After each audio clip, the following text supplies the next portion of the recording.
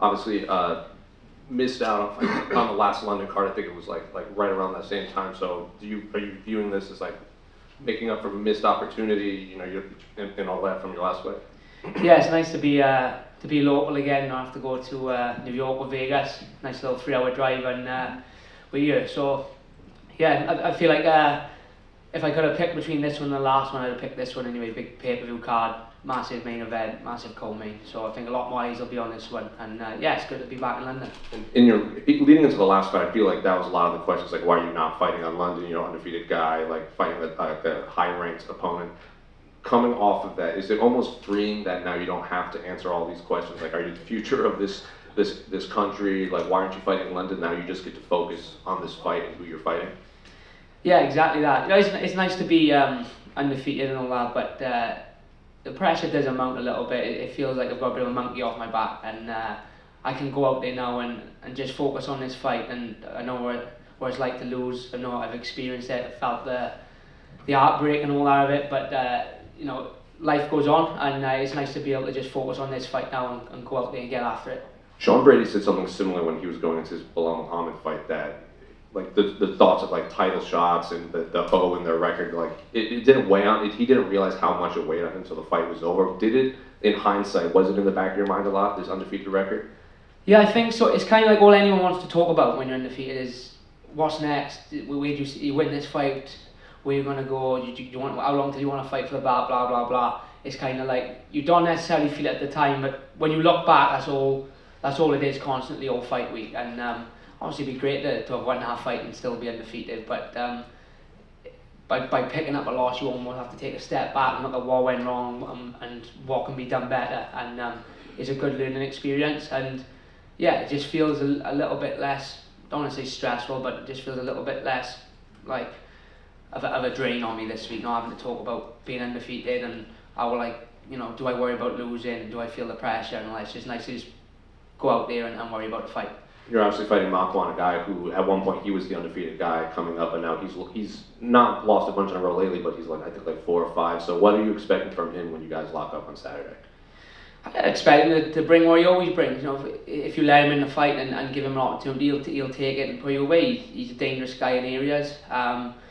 But I just expect myself, as long as I go out there and perform how I know I can, to kind of outclass him in all areas. You know, I'm not underestimating. I know he's coming off a loss, but you know, I've seen him be 2 rounds down and pull out a choke and out of nowhere. That's his go-to, and if he gets it, he'll take it with both hands, literally. So I know what he brings to the table, but I'm confident that I can neutralise him. Well, kind of going off of that, his submission skills, obviously he comes from, like, he has a wrestling and submission background. You have a lot of submissions yourself.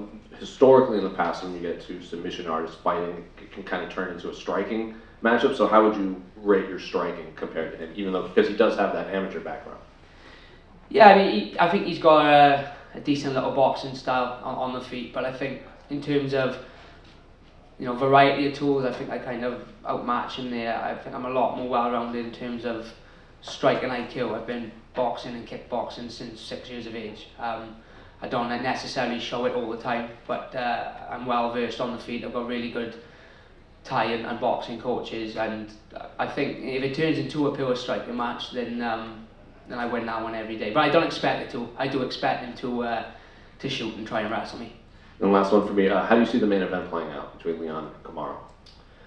Yeah, I think I obviously got to back Leon.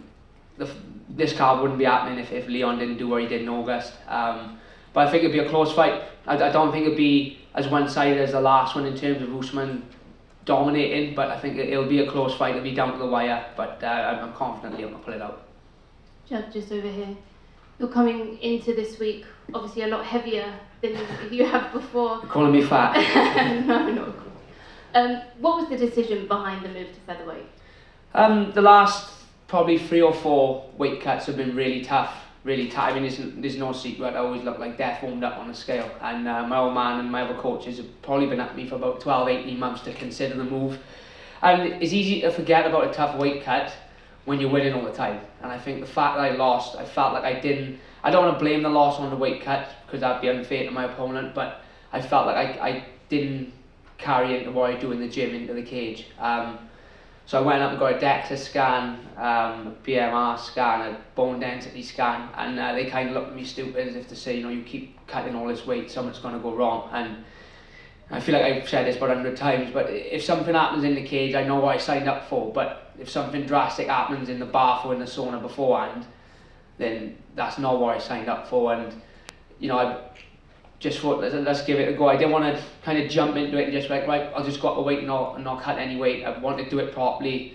Spent a good 4 months before Christmas, you know, putting on some lean mass and some muscle, and then really dialed in my S&C and my nutrition the last 10 weeks with Paul Reed to make sure that, you know, I'm going in here as a legit featherweight, then not a blown up bantamweight.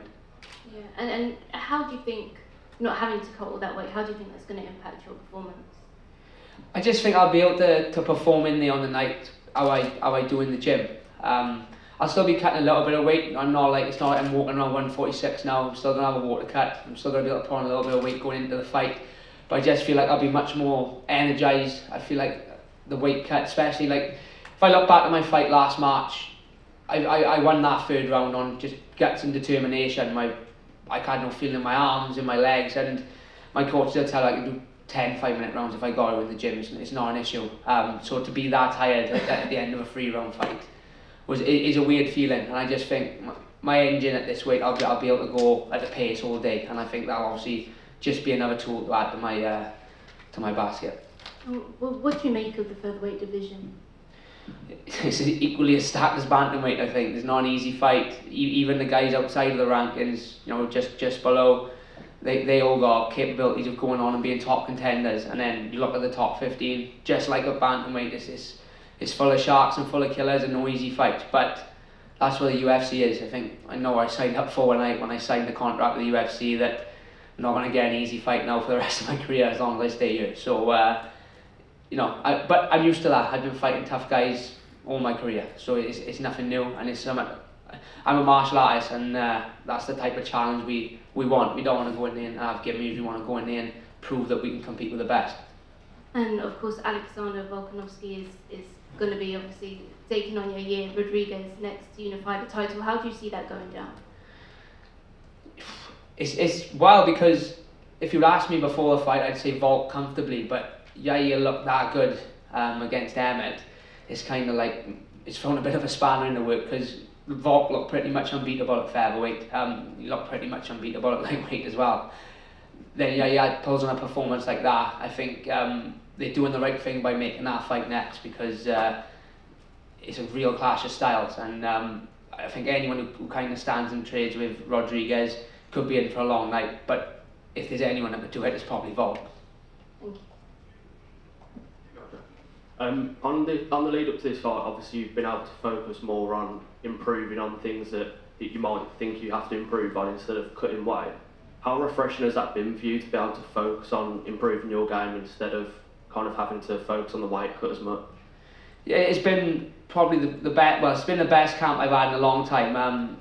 Like you said, it's made me fall in love with training again. It's made me fall in love with the sport again because I haven't had to spend 8 weeks just pretty much cutting weight. I've been able to focus on my skills, getting sharp, technical work, focusing on what my opponent's going to bring to the table, where sometimes I had to scrap a few of those sessions to jump on the runner and the bike and cut weight. So it's been nice, and I've thoroughly enjoyed this camp, which is not something I can always say down at bantamweight. Jack, over here.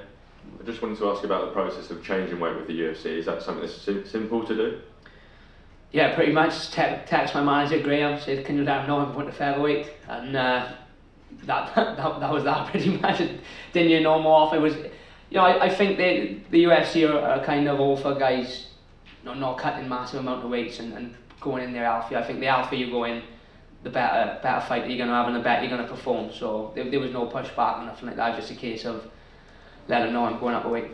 Just secondly, I wanted to ask about you're built up. So you built into a ranking at bantamweight and you've got all this credit behind you. Moving up to featherweight, do you feel like you still have a lot of that good stead with you, or does it sort of feel like you're going to have to sort of prove yourself again in the new division?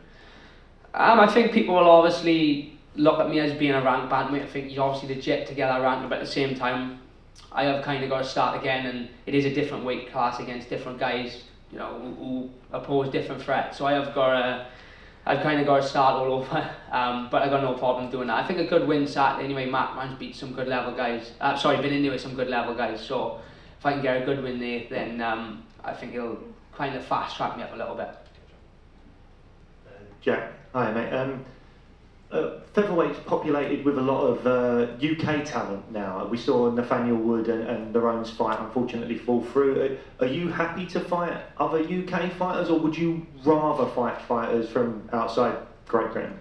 I'm happy to fight anyone, anywhere, as long as I got a couple of weeks' notice to let the missus know that I'm going to be gone for a week. So yeah, anyone. I mean, look, I don't like to pick and choose fights. It's kind of like I've never ever gone to UFC and been like, I don't like that fight, can we have someone else? It's kind of, you tell me when I'm fighting, tell me when I'm fighting them, and I'll sign the contract and be there. And has the darts scandal affected you mentally this week? Listen, I will not have my name tarnished. It was a legit win, and we'll get to the bottom of it next week, let me tell you. Thanks, mate. All good? Anything else? Okay, thank you.